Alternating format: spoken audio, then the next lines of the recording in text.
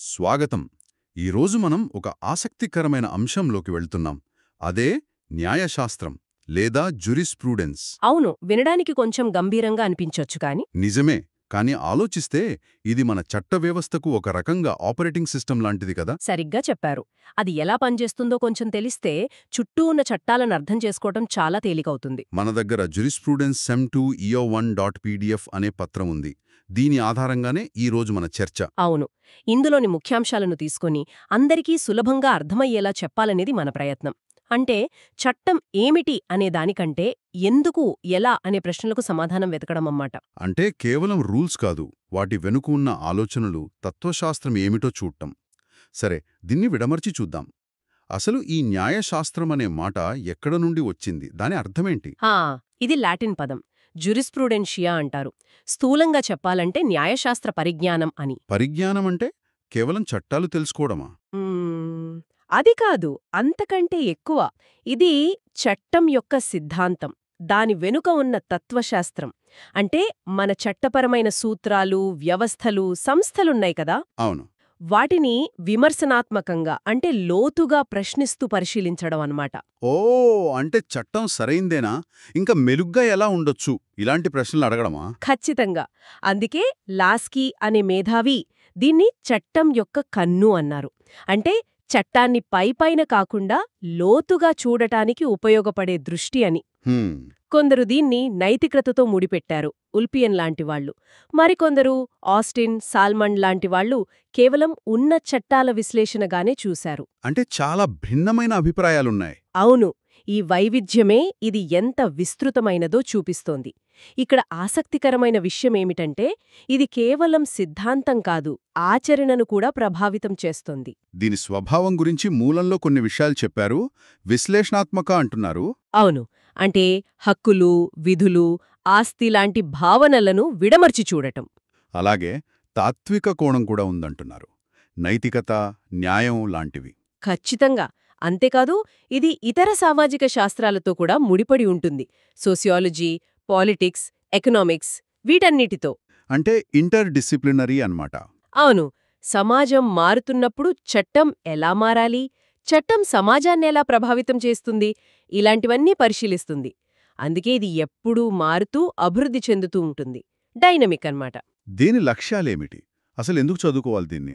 ముఖ్యంగా చట్టం యొక్క ప్రాథమిక సూత్రాలను అర్థం చేసుకోవడానికి, చట్టం ఎక్కడ నుండి వస్తుంది, దాని మూలాలేంటి అని విశ్లేషించడానికి, ఇంకా చట్టానికి సమాజానికి మధ్య ఉన్న సంబంధాన్ని తెలుసుకోవడానికి, చట్ట సంస్కరణలకు దారి చూపించడానికి కూడా ఇది ఉపయోగపడుతుంది. జస్టిస్ పిబి ముఖర్జీ కూడా దీని గురించి ఏదో అన్నారనుంది. అవును, ఆయన ఇది కేవలం మేధోపరమైన ఆలోచన మాత్రమే కాదు, మానవ ప్రవర్తన అధ్యయనం కూడా అని అన్నారు. రాజకీయ, సామాజిక, ఆర్థిక, సాంస్కృతిక ఆలోచనలన్నీ ఇందులో ఉంటాయని చెప్పారు. సరే, ఇప్పుడు చట్టాన్ని ఒక వ్యవస్థగా చూద్దాం. సాధారణ వ్యవస్థ అనే పదం వాడారు. అంటే ఏంటి? సాధారణ వ్యవస్థ అంటే ప్రజలు ఎలా ప్రవర్తించాలో చెప్పే నియమాల సమితి అనమాట. ఇది ఏమి ఉంది అనే దానికంటే ఏమి ఉండాలి అనే దానిపై ఎక్కువ దృష్టి పెడుతుంది. ఉదాహరణకి మనం రోజువారీ జీవితంలో చూసే నైతికత, మతం, ఆచారాలు, కస్టమ్స్, ఇవన్నీ సాధారణ వ్యవస్థలే. ఓ, అవన్నీ కూడానా? అవును, వాటి లక్షణాలు చూడండి. అవి ఏమి చెయ్యాలో చెయ్యకూడదో నిర్దేశిస్తాయి, ప్రిస్క్రిప్టివ్. కొన్ని విలువలను ప్రతిబింబిస్తాయి, వాల్యూ బేస్డ్.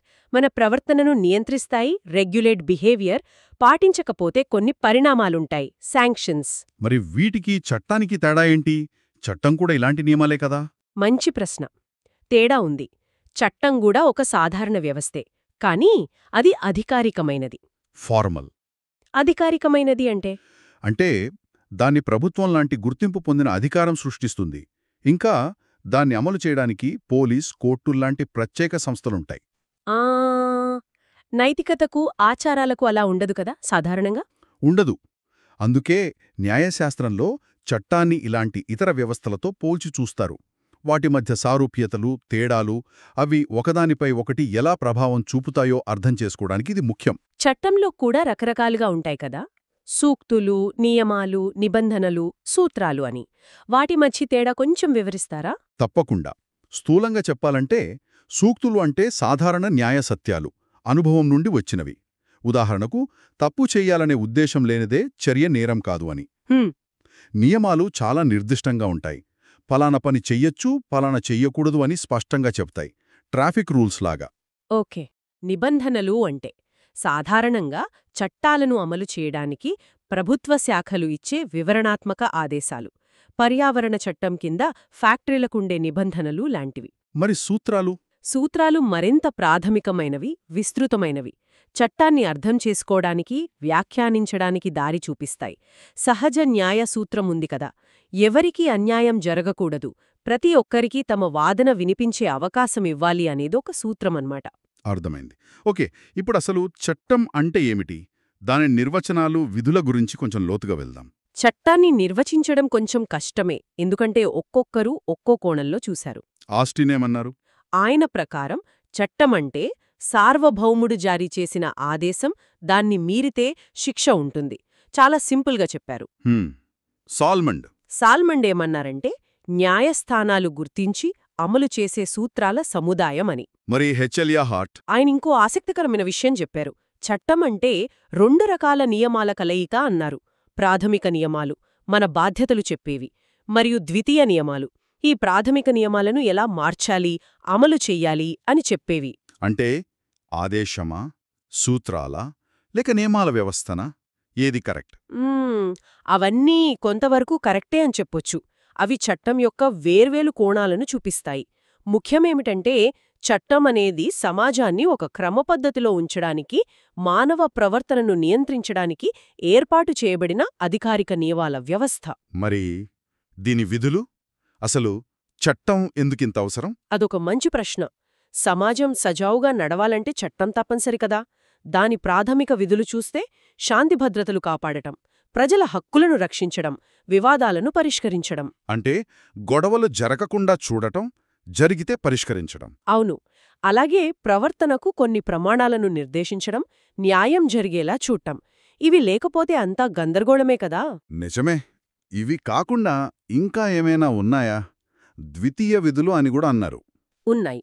ఉదాహరణకు కొన్నిసార్లు చట్టం సామాజిక మార్పు తీసుకురావడానికి ఉపయోగపడుతుంది.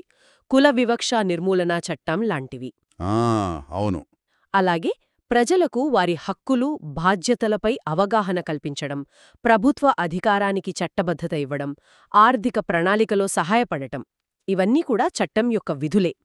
ఇవన్నీ కలిపి చూస్తే సమాజానికి చట్టం ఎంత కీలకమో అర్థమవుతుంది. చట్టంలో చాలా రకాలున్నాయని కూడా విన్నాం. రాజ్యాంగ చట్టం, క్రిమినల్, సివిల్, ఇలా చాలా. అవును, చట్టం చాలా విస్తృతమైనది. సమాజంలోని వివిధ రంగాలను బట్టి, అవసరాలను బట్టి రకరకాల చట్టాలుంటాయి.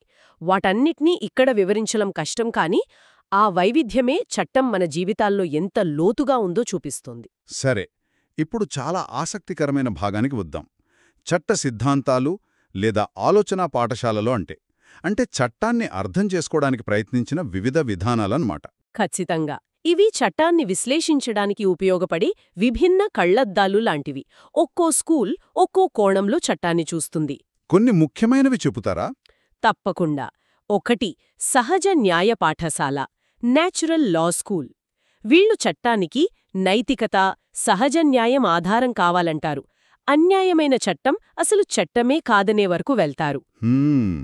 అంటే నైతికత ముఖ్యమంటున్నారు. అవును. దీనికి పూర్తిగా భిన్నంగా ప్రత్యక్షవాద పాఠశాల, పాజిటివిస్ట్ స్కూల్ ఉంది. వీళ్లు చట్టాన్ని నైతికత నుండి వేరు చేస్తారు. చట్టమనేది అధికారం ద్వారా సృష్టించబడింది, అది నైతికంగా సరైనదా కాదా అనేది పక్కన పెట్టి ఉన్న చట్టాన్ని విశ్లేషించడంపై దృష్టి పెడతారు. ఆస్టిన్, కెల్సన్, హార్ట్ లాంటివాళ్లు ఇందులో ముఖ్యులు. ఇది చాలా పెద్ద తేడా. అవును. తరువాత చారిత్రక పాఠశాల ఉంది. వీళ్లు చట్టమనేది ప్రజల ఆచారాలు, సంప్రదాయాలు, వారి ఉమ్మడి చైతన్యం, వాల్క్స్ గైస్ట్ అంటారు, నుండి సహజంగా వస్తుంది కానీ కృత్రిమంగా తయారు చేయబడదు అంటారు. సావిగ్ని అనే ఆయన దీనికి ముఖ్య ప్రచారకర్త. ఆసక్తికరంగా ఉంది. ఇంకా సామాజిక పాఠశాల, సోషియలాజికల్ స్కూల్. వీళ్లు చట్టాన్ని సమాజం యొక్క అవసరాలు తీర్చే సాధనంగా చూస్తారు. సామాజిక సమస్యలను పరిష్కరించడంలో చట్టం పాత్ర ఏమిటి, దాని ప్రభావం సమాజంపై ఎలా ఉంది అని అధ్యయనం చేస్తారు. పౌండ్ అనే ఆయన ఇందులో ప్రముఖుడు. అంటే సమాజానికి ఉపయోగపడేలా చట్టం ఉండాలనేది వీరి వాదన. స్థూలంగా అవును. చివరిగా యథార్థవాద పాఠశాల, రియలిస్ట్ స్కూల్. వీళ్ళు చాలా ప్రాక్టికల్గా ఆలోచిస్తారు. పుస్తకాల్లోని చట్టం కాదు, కోర్టుల్లో న్యాయమూర్తులేమి చేస్తారో అదే నిజమైన చట్టం అంటారు. అంటే న్యాయమూర్తుల తీర్పులే ముఖ్యం అన్నట.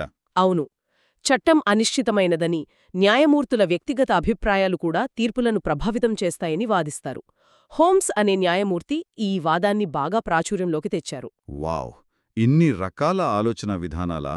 ముఖ్యంగా ఆ పాజిటివిజం, చట్టం వేరు నైతికత వేరు అనడం, దీనికి సహజ న్యాయం, చట్టానికి నైతిక ఆధారం ఉండాలి అనడానికి మధ్య పెద్ద సంఘర్షణ ఉన్నట్టుంది గదా? అవును.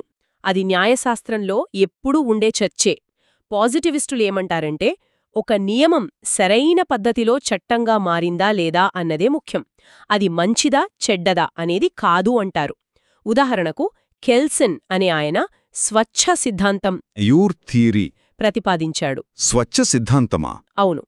చట్టాన్ని నైతికత, రాజకీయాలు అన్నింటి నుండి వేరుచేసి కేవలం నిబంధనల నార్మ్స్ వ్యవస్థగా చూడాలని చెప్పాడు. ఆ వ్యవస్థలో అత్యున్నత నిబంధనను గ్రండ్ నార్మ్ అని పిలిచాడు. అది ఊహాజనితం. కాని ఇది ఆచరణలో సాధ్యమేనా?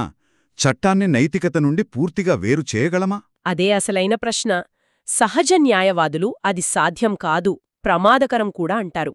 చట్టానికి నైతిక దిక్సూచి లేకపోతే అది నియంతృత్వానికి, అణచివేతకు సాధనంగా మారే ప్రమాదం ఉంది అంటారు. ఆస్టిన్ సిద్ధాంతంపై కూడా విమర్శలున్నాయన్నారు. అవును. ఆయన ఆదేశ సిద్ధాంతం ఆధునిక ప్రజాస్వామ్యాలకు, అంతర్జాతీయ చట్టానికి సరిగ్గా సరిపోదని విమర్శ. ఎందుకంటే ప్రజాస్వామ్యంలో సార్వభౌముడు ఎవరు అనేది స్పష్టంగా ఉండదు, అంతర్జాతీయ చట్టానికి శిక్ష విధించే అధికారం ఎప్పుడూ ఉండదు.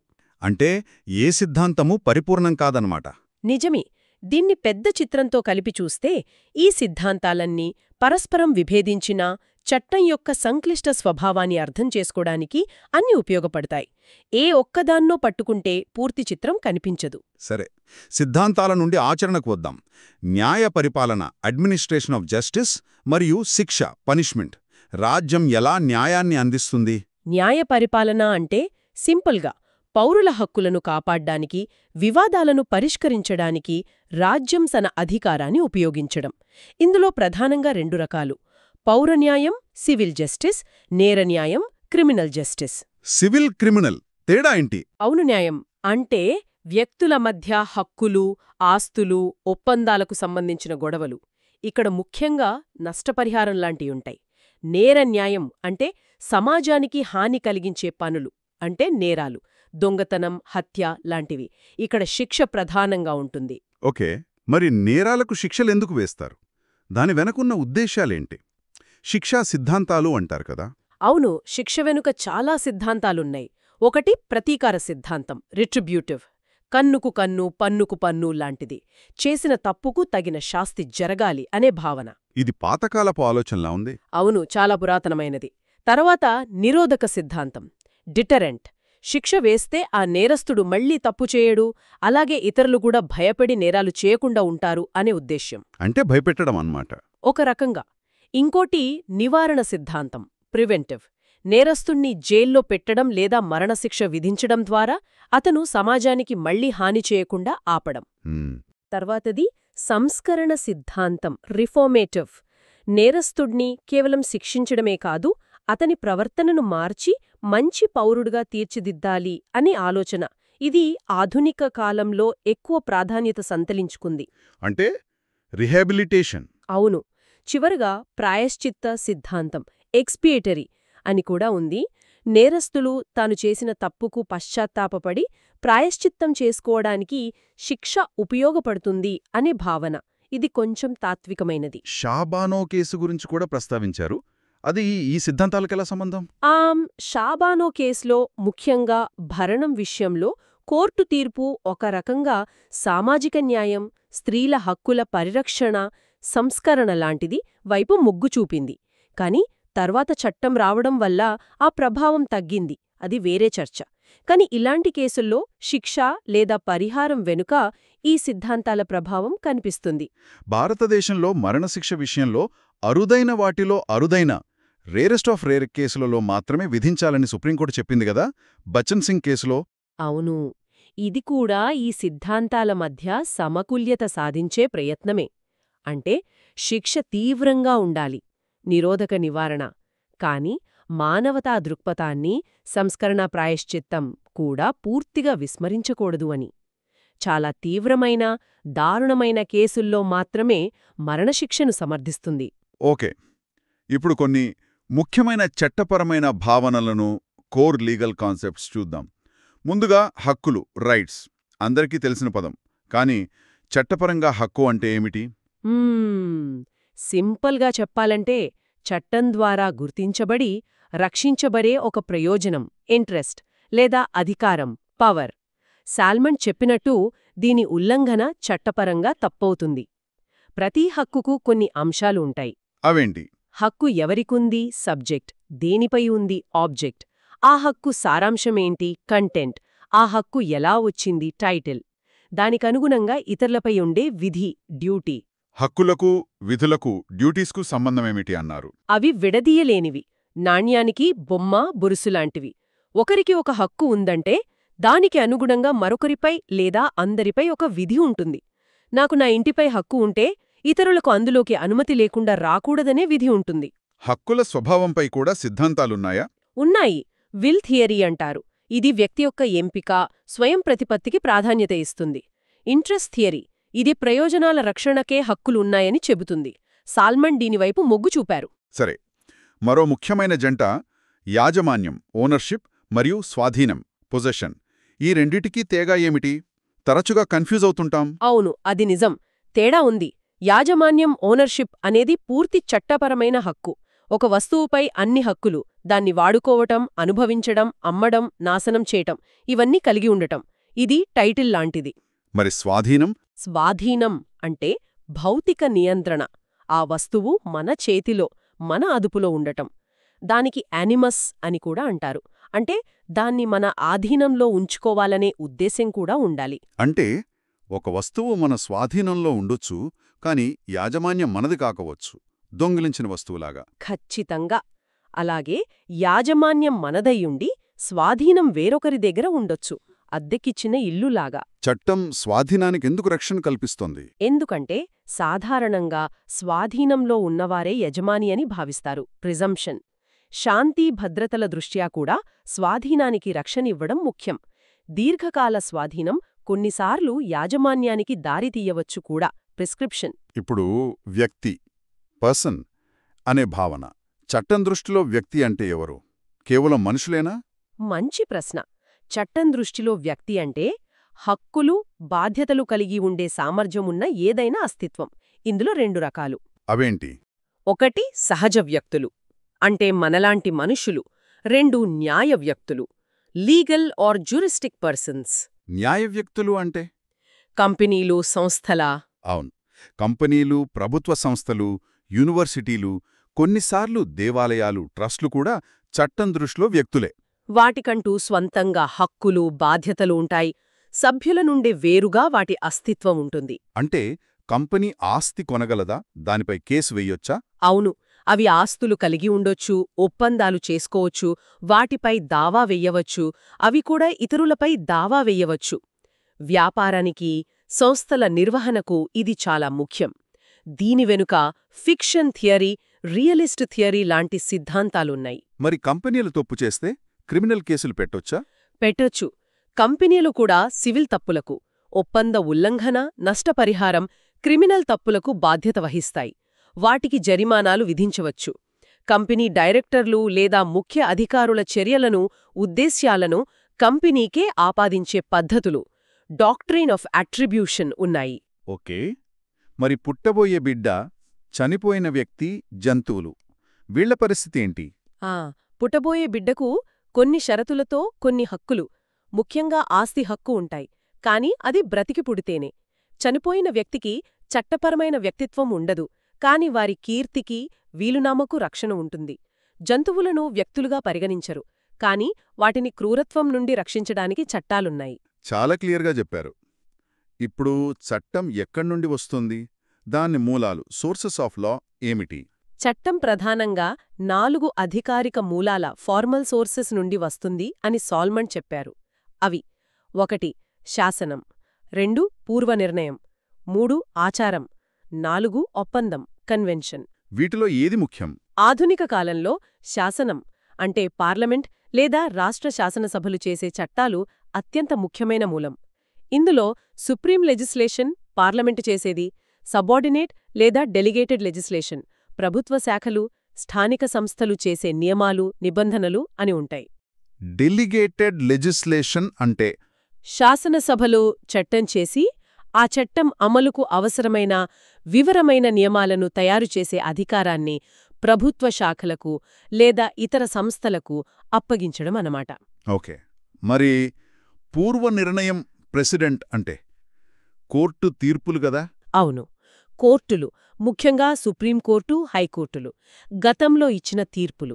కింది కోర్టులు అలాంటి కేసులను విచారించేటప్పుడు ఈ తీర్పులను అనుసరించాలి. దీన్నే స్టేర్ డిసైజెస్ అంటారు. అంటే నిర్ణయాలకు కట్టుబడి ఉండడం. అన్ని తీర్పులు పాటించాలా? బైండింగ్, పెర్సుయేసివ్ అని తేడా ఉందా? ఉంది. ఉన్నత న్యాయస్థానాల తీర్పులు వాటి కింది కోర్టులకు బైండింగ్, తప్పక పాటించాలి. ఇతర కోర్టుల తీర్పులు లేదా అదే కోర్టు గత తీర్పులు పర్సువేసివ్, పాటించవచ్చు కానీ తప్పనిసరి కాదు. తీర్పులో రేషియో డెసిడెండి ఒబిటర్ డిక్టమ్ అని కూడా అంటారు కదా? అవును. రేషియో డెసిడెండి అంటే ఆ కేసులో కోర్టు నిర్ణయానికి వచ్చిన అసలు కారణం, ఆ నిర్ణయం ఆధారపడిన న్యాయసూత్రం. ఇదే బైండింగ్ పార్ట్. ఒబిటర్ డిక్టమ్ అంటే తీర్పులో భాగంగా చెప్పిన ఇతర వ్యాఖ్యలు, అభిప్రాయాలు. ఇవి కేసుకు అంత ముఖ్యంగాకపోవచ్చు. ఇవి కేవలం పర్స్యుయేసివ్ మాత్రమే. గోలక్నాథ్ కేసులో ప్రాస్పెక్టివ్ ఓవర్ రూలింగ్ అని ఏదో ఉంది. అవును. భావి ఓవర్ రూలింగ్ అంటే కోర్టు తన పాత తీర్పును మార్చినప్పుడు ఆ కొత్త నియమం పాత కేసులకు కాకుండా భవిష్యత్తు కేసులకు మాత్రమే వర్తిస్తుంది అని చెప్పడం. గోలక్నాథ్ కేసులో సుప్రీంకోర్టు దీని ఉపయోగించింది. మిగిలిన మూలాలు ఆచారం, ఒప్పందం. ఆచారం కష్టం అంటే చాలా కాలంగా పాటిస్తూ చట్టబద్ధమైన గుర్తింపు పొందిన పద్ధతులు, ముఖ్యంగా వ్యక్తిగత చట్టాలలో పర్సనల్ లాస్, హిందూ ముస్లిం చట్టాలు దీని పాత్ర ఉంది. ఒప్పందాలు అగ్రీమెంట్స్ అంటే వ్యక్తులు లేదా సంస్థల మధ్య జరిగేవి. వాటి ద్వారా కూడా హక్కులు, బాధ్యతలు ఏర్పడతాయి. అంతర్జాతీయ ఒప్పందాలు కూడా ఒక మూలమే. చివరిగా బాధ్యతలు అనే భావనను చూద్దాం. ఒక వ్యక్తి డెటర్, మరొక వ్యక్తి క్రెడిటర్ పట్ల చట్టపరంగా నెరవేర్చాల్సిన ఒక విధి, డ్యూటీ. ఇది ఇందాక మనం చెప్పుకున్న హక్కుల్లో వ్యక్తిగత హక్కు, రైట్ ఇన్ పర్సనంకు సంబంధించింది. అంటే ఒక నిర్దిష్ట వ్యక్తికి వ్యతిరేకంగా ఉండే హక్కన్నమాట. ఉదాహరణకు అప్పు తిరిగి చెల్లించడం ఒక బాధ్యత. ఒప్పందం ప్రకారం ఒక పని పూర్తి చేయడం ఒక బాధ్యత. మన తప్పు వల్ల వేరొకరికి నష్టం జరిగితే పరిహారం చెల్లించడం కూడా ఒక బాధ్యతే. ఈ బాధ్యతలు ఎలా పుడతాయి? వాటి మూలాలేంటి? ప్రధానంగా 4 రకాలుగా పుడతాయి అని చెబుతారు. 1 ఒప్పందాల నుండి, కాంట్రాక్చువల్. 2 తప్పుల నుండి, టార్టియస్ డిలిక్చువల్ అంటే మనం చేసిన అపకారం వల్ల. 3 ఒప్పందం లాంటి పరిస్థితుల నుండి, క్వాజీ కాంట్రాక్చువల్ అంటే అన్యాయంగా లాభం పొందకుండా ఉండటానికి చట్టం విధించేవి. 4 చట్టం నేరుగా విధించడం వల్ల, స్టాట్యుటరీ పన్నులు చెల్లించడం లాంటివి లేదా ఇతర కారణాల వల్ల ఇన్నోమినేట్. అద్భుతం. ఈరోజు మనం న్యాయశాస్త్రం అంటే ఏమిటో మొదలుపెట్టి అది చట్టాన్ని ఎలా విశ్లేషిస్తుందో చూశాం. వివిధ సిద్ధాంతాలు, న్యాయ పరిపాలన, శిక్షల ఉద్దేశ్యాలు, హక్కులు, యాజమాన్యం, స్వాధీనం, చట్టపరమైన వ్యక్తిత్వం వంటి కీలక భావనలు, చట్టం మూలాలు, బాధ్యతలు ఇలా చాలా విషయాలను స్పృశించాం. అవును, ఇది కేవలం పైపైన చూసినా చాలా విస్తృతమైన రంగమని అర్థమవుతుంది. కాబట్టి ఇదంతా విన్న తర్వాత మనకు మిగిలేదేమిటి? ఈ చర్చ సారాంశమేంటి? నాకైతే న్యాయశాస్త్రాన్ని అర్థం చేసుకోవడం కేవలం లాయర్ల పని మాత్రమే కాదనిపిస్తోంది. చట్టం మన సమాజాన్ని, మన జీవితాలను ఎలా ప్రభావితం చేస్తోందో, ఎలా నియంత్రిస్తుందో తెలుసుకోవాలనుకునే ప్రతి ఒక్కరికీ ఇదవసరం. నిజమే. చట్టం ఎందుకిలా ఉంది? ఇది న్యాయంగా ఉందా? దీనింకా మెరుగుపరచవచ్చా? ఇలాంటి ప్రశ్నలు అడగడానికి ఇది మనకు సహాయపడుతుంది కదా? ఖచ్చితంగా. చట్టం వెనట ఉన్న తర్కాన్ని, విలువలను ఇది మనకు పరిచయం చేస్తుంది. అది మనల్ని మరింత చైతన్యవంతులైన పౌరులుగా మారుస్తుంది. చాలా బాగా చెప్పారు. చట్టమనేది కేవలం నియమాల పుస్తకం కాదు. అది నిరంతరం చర్చించాల్సిన, విశ్లేషించాల్సిన, మెరుగుపరచాల్సిన ఒక జీవ వ్యవస్థ అని స్పష్టమవుతోంది. ముగించే ముందు వినేవారి కోసం ఒక ఆలోచన రేకెట్టించే ప్రశ్న వేయాలనుకుంటున్నాను. తప్పకుండా. మనమిందాక సహజ న్యాయం, ప్రత్యక్షవాదం, యథార్థవాదం వంటి వివిధ సిద్ధాంతాల గురించి మాట్లాడుకున్నాం కదా. ఒక సంక్లిష్టమైన చట్టపరమైన సమస్య వచ్చినప్పుడు కేవలం వీటిలో ఒకే ఒక సిద్ధాంతం ఆధారంగా ఆలోచిస్తే ఏమవుతుంది? అది మన అవగాహనను పరిమితం చేస్తుందా? కొన్నిసార్లు అన్యాయానికి దారి తీయవచ్చా? మంచి ప్రశ్న. అలా కాకుండా ఈ విభిన్న దృక్పథాలను కలిపి వాటి మధ్య సమన్వయం సాధిస్తూ పరిష్కారం వెతకడం ద్వారా మరింత సమతుల్యమైన, మెరుగైన న్యాయాన్ని సాధించగలమా? దీని గురించి ఆలోచించాలి. అద్భుతమైన ప్రశ్నతో ముగించారు. నిజంగా ఆలోచించాల్సిన విషయం. చట్టాన్ని, న్యాయాన్ని బహుళ కోణాల్లో చూడాల్సిన అవసరాన్ని ఇది గుర్తుచేస్తోంది. ఈ లోతైన చర్చలో మాతో పాటు పరోక్షంగా ప్రయాణించినందుకు ధన్యవాదాలు. మరో ఆసక్తికరమైన అంశంతో త్వరలో కలుద్దాం.